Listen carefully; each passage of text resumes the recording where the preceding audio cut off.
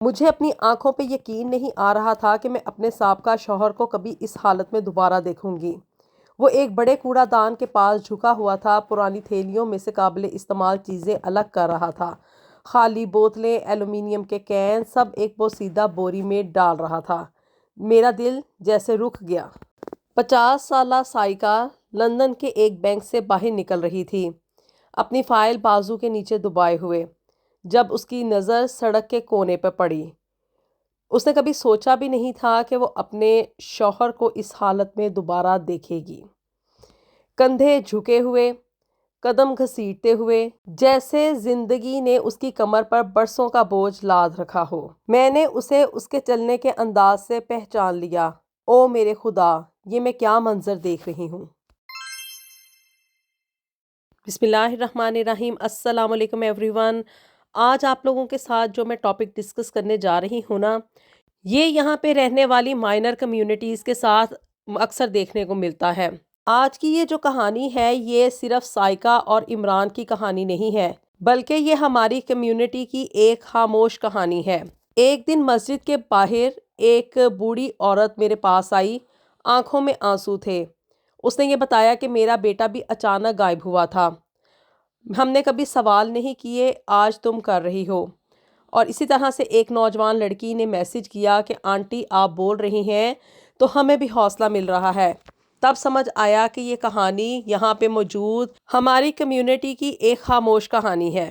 آج سے کئی برس پہلے ایک دن سائیکا کا شوہر عمران بغیر بتائے، بغیر کسی لڑائی جھگڑے کے اور بغیر کسی واضح وجہ کے نہ گھر سے چلا گیا تھا، صرف ایک مختصر سا خط چھوڑ کر، یہی بہتر ہے، مجھے مت ڈھونڈنا۔ اس ایک جملے نے سائیکا کو اندر سے توڑ کے رکھ دیا تھا۔ سائیکا کو یہ خط پڑھ کے نہ بڑا ہی غصہ آیا۔ وہ غصے سے پہلے نفرت تک گئی، نفرت سے خاموشی تک، اور خاموشی سے ایک ایسی اداسی تک جو کبھی پوری زندگی ختم نہ ہو سکی۔ پھر جی ایک دن وہ بینک سے باہر نکل رہی تھی کہ اچانک اس نے اپنے شوہر کو اپنے سامنے دیکھا۔ یہ وہی تھا، وہی آدمی جس کے ساتھ اس نے اپنی جوانی گزاری تھی۔ یہ وہی تھا جس کے ساتھ اس نے سہانے خواب دیکھے تھے، جس کے ساتھ اس نے اپنے بچوں کے نام سوچے تھے، جس کے ساتھ اس نے پاکستان سے انگلینڈ آنے کا فیصلہ کیا تھا۔ اب وہ کمزور، داڑھی بڑھی ہوئی، بال سفید اور الجھے ہوئے، کپڑے گندے، ہاتھ سردی سے پھٹے ہوئے، اور وہ کوڑا دان میں سے مختلف چیزیں اکٹھی کر رہا تھا، اور سائیکا کو اپنی آنکھوں پہ یقین نہیں آیا کہ یہ اس کا شوہر اس حالت میں وہاں پہ گندگی کے ڈھیر میں سے گند اکٹھا کر رہا ہے۔ وہ وہیں فٹ پاتھ پر جم گئی کہ یوں اچانک غائب ہو جانے والا اس کا شوہر، جو کہ ایک اکاؤنٹنٹ تھا اور بڑی ہی ایک اچھی پوزیشن پہ تھا، اچانک سے غائب ہو گیا۔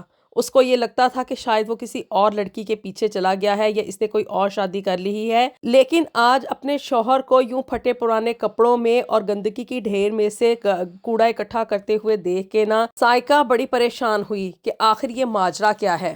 اور آج زندگی نے اسے اچانک سے سائیکا کے سامنے لا کھڑا کیا تھا، ایک ایسا آدمی جسے کوئی دیکھ بھی نہیں رہا تھا، کوئی اسے نوٹس بھی نہیں کر رہا تھا۔ سائیکا کے اندر شرم کی ایک لہر اٹھی۔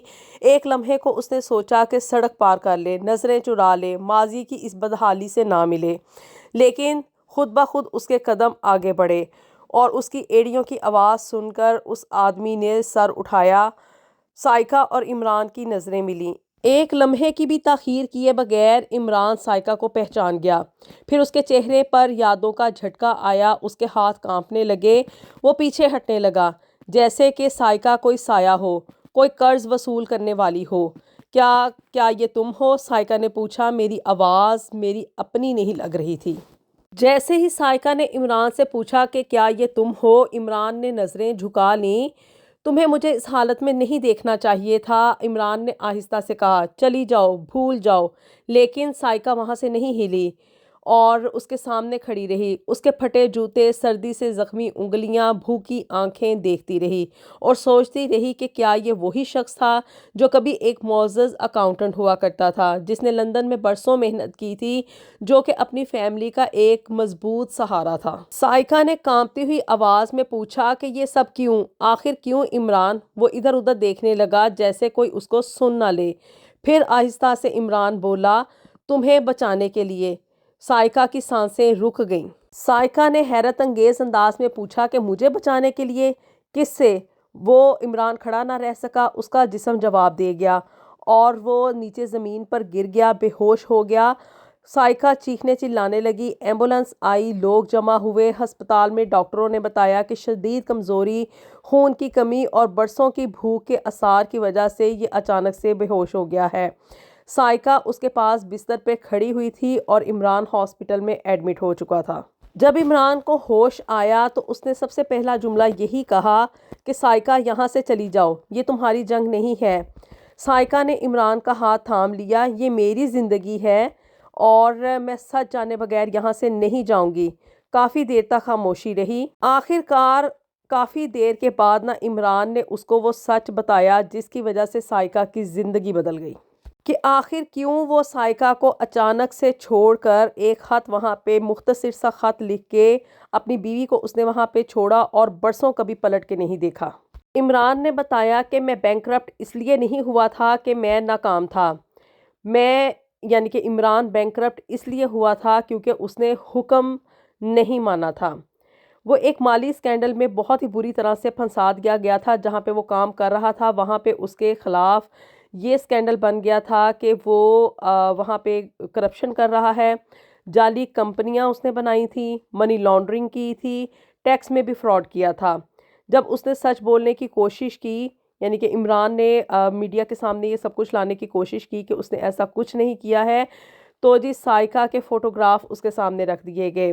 یہ ایک بہت بڑا مافیا تھا اور انہوں نے عمران کو بہت ہی بری طرح بلیک میل کیا تھا اور یہ کہا تھا کہ پاکستان میں عمران کی فیملی کو بھی نقصان پہنچایا جائے گا اور یہاں پہ اس کی بیوی سائقہ کو بھی زندہ نہیں رہنے دیا جائے گا، اس کو مار دیا جائے گا۔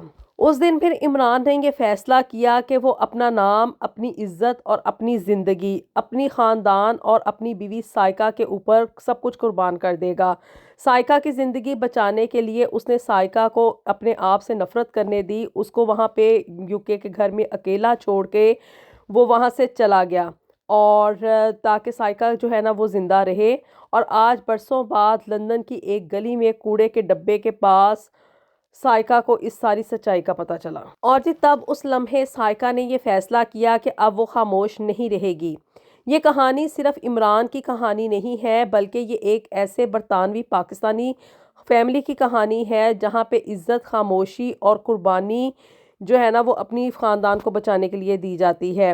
لیکن اب سائقہ نے فیصلہ کر لیا تھا کہ وہ اس خاموشی کو توڑ دے گی اور اس مافیا کو دنیا کے سامنے لا کر چھوڑے گی، جس کی وجہ سے بہت سارے پاکستانی فیملیز جو ہیں وہ سفر کر رہی ہیں اور ان کی فیملی کے جو ممبرز ہیں وہ اس طرح کی قربانیاں دیتے ہیں، اچانک سے بغیر بتائے گھروں سے غائب ہو جاتے ہیں، صرف اور صرف اس مت میں کہ ان کی فیملی وہاں پہ محفوظ رہے۔ اس کے بعد جی سائقہ کے لیے سب کچھ کرنا کوئی آسان کام نہیں تھا کہ اپنے شوہر عمران کا نام اس بینکرپسی میں سے باہر نکلواتی اور اس کو یہ ثابت کرتی کہ بھی اس نے کوئی بھی کرپشن نہیں کی ہے، نہ ہی اس نے کوئی منی لانڈرنگ کی ہے۔ جیسے ہی یہ کیس میڈیا میں دوبارہ سے واپس آیا تو عمران پھر سے خبروں کی زینت بن گیا اور سائقہ کو اپنی فیملی کی طرف سے پیچھے پاکستان میں سے بھی بہت ساری تنقید کا سامنا کرنا پڑا کہ اس طرح کے شخص کا نام جو ہے وہ تم نے صاف کروا کے آخر کرنا کیا ہے۔ اور اسی طرح سے یہاں پہ کمیونٹی کے لوگ بھی اس کا مذاق اڑانے لگے، مسجد کے باہر لوگوں نے اس کا سائقہ کا بہت ڈھیر سارا مذاق اڑایا، خواتین کے حلقے میں سے گوشیاں شروع ہو گئیں، یہ وہی ہے نا جس کا شوہر اس کو چھوڑ کر بھاگ گیا تھا، اب ڈرامہ بنا رہی ہے میڈیا کے لیے، برطانوی نظام کو بدنام کرنے کی کوشش کر رہی ہے۔ بہت ڈھیر ساری نا سائقہ کو اس طرح کی باتیں سننی پڑیں، لیکن پھر اس کے سامنے ایک حقیقت اور واشگاف ہوئی۔ ایک دن مسجد کے باہر ایک بوڑھی عورت اپنی آنکھوں میں آنسو لیے ہوئے سائقہ کے پاس آئی اور اس نے کہا کہ میرا بیٹا بھی اس طرح ہی اچانک سے غائب ہو گیا تھا۔ اس نے کہا کہ ہم نے کبھی بھی کسی سے کوئی سوال نہیں کیا، لیکن آج تم یہ مسئلہ سب کے سامنے لا رہی ہو تو اس کا مطلب یہ ہے کہ اب مجھے بھی خاموش نہیں رہنا چاہیے۔ اسی طرح سے ایک نوجوان لڑکی نے میسج کیا کہ آنٹی آپ بول رہی ہیں تو ہمیں بھی حوصلہ مل رہا ہے۔ تب جی سائقہ کو کہیں جا کے یہ سمجھ آیا کہ یہ مافیا یہاں پہ رہنے والے بہت ساری پاکستانی کمیونٹی کے لوگوں کو بلیک میل کر رہا ہے، ان کے اوپر منی لانڈرنگ ڈال دیتا ہے، ان کو اس طرح کے جال میں پھنسانے کی کوشش کرتا ہے، جس کی وجہ سے یہ ثابت کیا جاتا ہے کہ یہ بندہ بینکرپٹ ہے، یہ کرپٹ ہے اور اس نے منی لانڈرنگ کی ہے، اور اس طرح کے ڈھیر سارے کیسز میں نا لوگوں کو پھنسایا جاتا ہے، جس کی وجہ سے کیا کہ وہ اپنی فیملی کی سیفٹی کے لیے، ان کی زندگیاں بچانے کے لیے، اس بلیک میلنگ کو روکنے کے لیے نا وہ غائب ہو جاتے ہیں اور ان لوگوں کے ہاتھوں ایکسپلائٹ ہوتے ہیں۔ اب جب سائقہ نے اپنے شوہر عمران کا کیس دوبارہ سے عدالت میں ری اوپن کروایا نا، عمران کا نام دوبارہ سے اخبارات کی زینت بن گیا، اور عدالت کے باہر جو تھا وہ میڈیا کا ہجوم اکٹھا ہو گیا، مائک، کیمرے، سوال، اور سائقہ ان سب کے درمیان میں پھنس کر رہ گئی تھی۔ سب کی زبانوں پہ صرف ایک ہی سوال تھا کہ کیا یہ وہی عمران ہے جو برسوں پہلے مالی بدعنوانی میں غائب ہو گیا تھا؟ کیا ان کی بیوی اس سازش میں شامل تھی؟ کیا یہ کمیونٹی کے اندرونی معاملات ہیں؟ کیا یہاں پہ رہنے والی تمام پاکستانی کمیونٹی اس طرح کی واقعات میں ملوث ہوتی ہے؟ سائقہ نے کسی کے بھی سوالوں کا کوئی جواب نہیں دیا اور وہ عدالت کے دروازے سے اندر چلی گئی۔ جب مزید ثبوت سامنے آئے تو میڈیا کا لہجہ بدل گیا۔ اب سرخیاں یہ بن رہی تھیں کہ مالی سکینڈل میں ایک برطانوی پاکستانی خاندان قربانی بن گیا، خاموشی کی قیمت ایک آدمی کا زوال بن گیا، ٹی وی پر تجزیے ہونے لگے۔ اس کیس کو میڈیا میں اس طرح سے ثابت کیا گیا کہ اقلیتی کمیونٹیز میں عزت کے نام پہ اور اپنے خاندان کی عزت اور نام بچانے کے لیے، اپنے فیملی ممبرز کی جان بچانے کے لیے کس طرح سے ظلم کو چھپایا جاتا ہے۔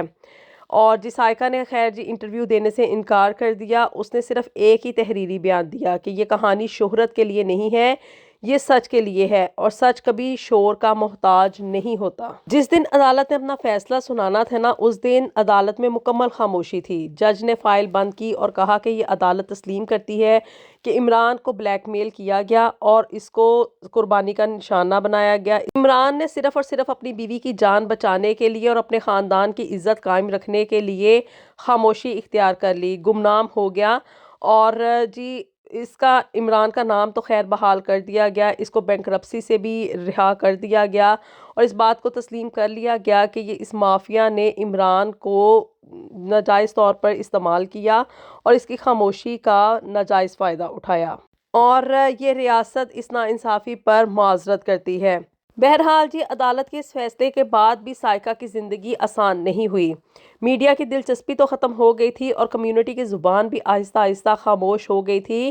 سب کچھ بدل چکا تھا، عمران کا نام بھی صاف ہو چکا تھا، اور سائقہ کے اندر کا خوف بھی مر چکا تھا، اور اس نے زندگی میں یہ چیز بھی سیکھ لی تھی کہ عزت خاموشی سے نہیں بلکہ سچ بولنے سے ملتی ہے۔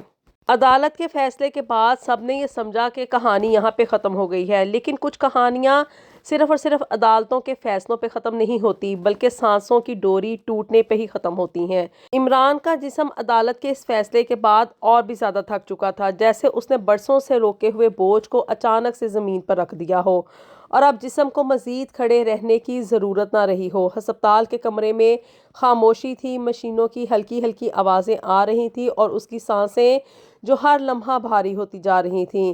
سائقہ عمران کے پاس کھڑی تھی، اس کا ہاتھ اپنے ہاتھ میں تھامے ہوئے۔ جیسے ہی عمران کو تھوڑا سا ہوش آیا تو سائقہ نے اسے بتایا کہ تمہارا نام جو ہے نا وہ کلیئر ہو چکا ہے، اب تمہارے نام کے اوپر کوئی بھی دھبا موجود نہیں ہے، اور اس نے یہ بھی بتایا کہ اب سب جان گئے ہیں کہ تم سچائی پر تھے۔ عمران ہلکا سا مسکرایا، ایسی مسکراہٹ جو صرف وہ لوگ دیتے ہیں جنہوں نے بہت دیر تک تکلیف برداشت کی ہو۔ بس یہی کافی تھا، عمران نے کہا، اب میں جا سکتا ہوں۔ نہیں، میں نے فوراً کہا کہ تمہیں ابھی تو جینا ہے، اب تو زندگی شروع ہونی ہے۔ عمران نے سائقہ کی طرف دیکھا، آنکھوں میں وہی پرانا پیار تھا، وہی خاموش وعدہ۔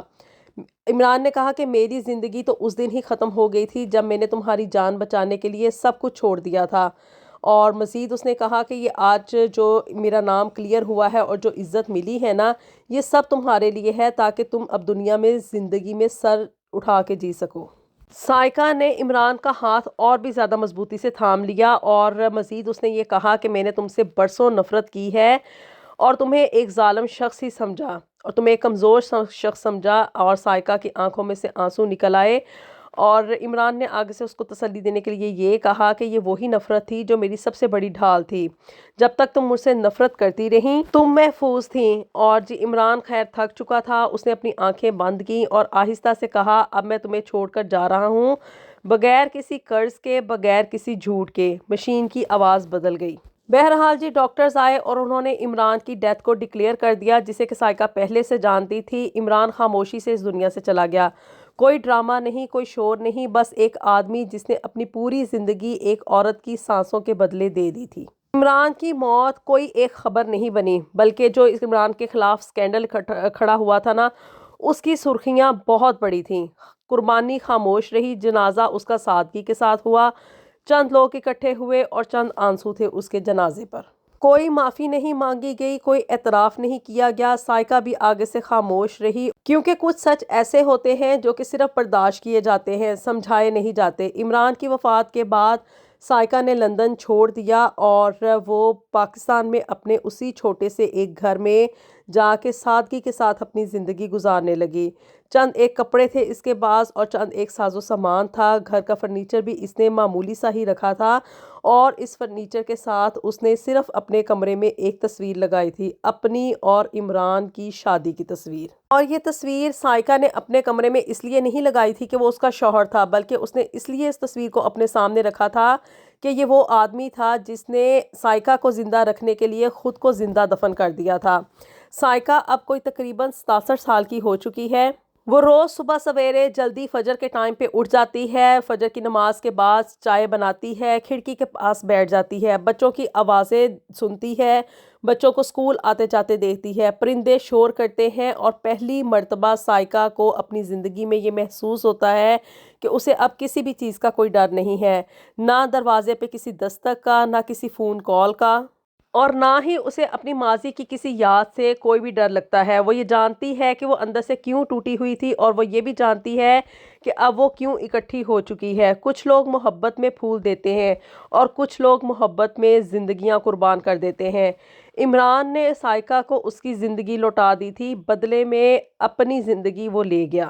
سائقہ نے اس کی قربانی کو ضائع نہیں ہونے دیا۔ اب اس نے یہ فیصلہ کر لیا تھا کہ وہ جتنا عرصہ بھی زندہ رہے گی اس کی قربانی کو زندہ رکھے گی۔ وہ پاکستان میں رہتے ہوئے اب لوگوں کو یہی سمجھاتی ہے، ان کو یہی میسج کنوے کرتی ہے کہ بیرون ملک جا کے کمائی ہوئی 2 روٹیوں سے اپنے ملک میں رہ کے کمائی ہوئی آدھی روٹی 1000 درجے بہتر ہے۔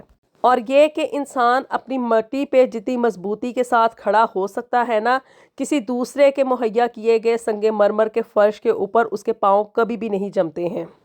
اللہ تعالیٰ ہم سب کے لیے دنیا اور آخرت میں ڈھیر و ڈھیر آسانیاں پیدا فرمائے۔ ملیں گے آپ سے نیکسٹ ویڈیو میں with something new and something very interesting. Until then, اللہ حافظ۔